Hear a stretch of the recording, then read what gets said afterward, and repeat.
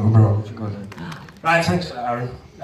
Now, I did go around and ask a number of you, whilst I've been here these last few days, how long this speech should be, given that we've had two prior to me. And the general sense I was getting was, well, actually, it needs to be as long as it takes you to share Ted's achievements and how well he is. So, you've been a wonderful audience, thank you. No. On a serious note, though, there are obviously two very important people here today, without which none of this would have even been possible.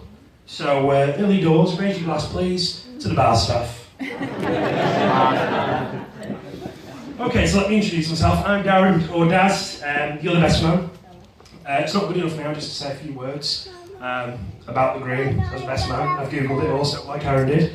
And unfortunately, I've got to sing Groom's praises and tell you all about his good points. Well, can't sing and I won't lie, so I'll keep it simple.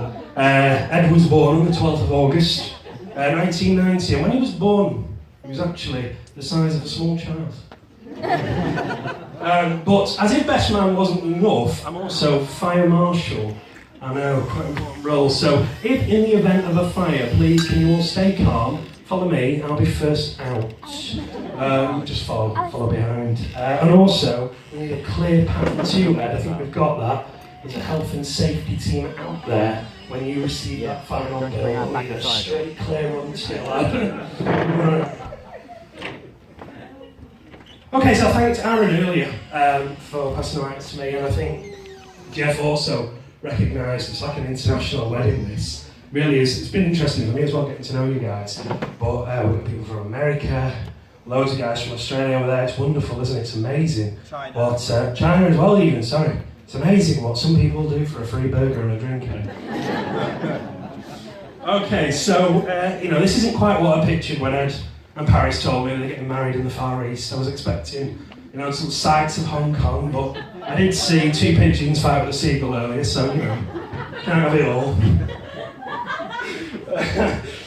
So I've known the Green since he was a teenager, and therefore I've got a large library of stories, embarrassing tales to tell you. But given it's his special day, I won't be doing that in any detail.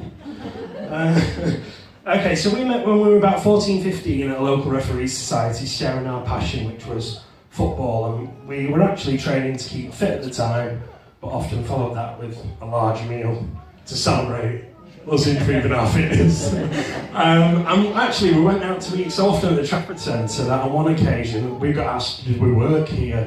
And obviously immediately we went yes, and enjoyed 10% discount for about 4 years, didn't we? That was all right, saved a bit of money.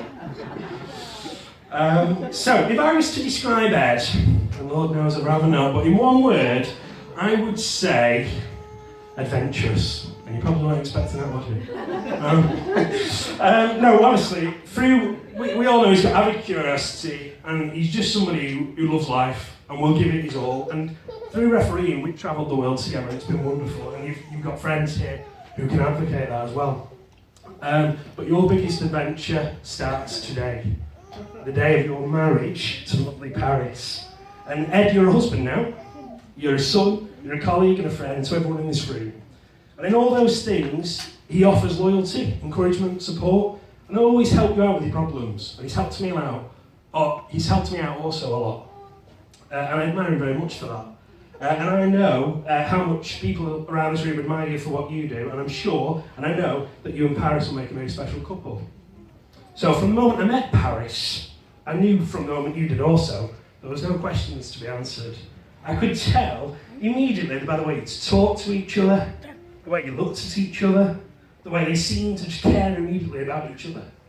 I thought one thing, and that was, there's no way she's watched American football with Ted yet. No way. Sits there with his Cowboys on, woo! No way she's done that yet. But you know what, it's a very special day. Special day the two met. And I've done a bit of research, and it's a very special day in history. The day these two met was the day the Titanic sank.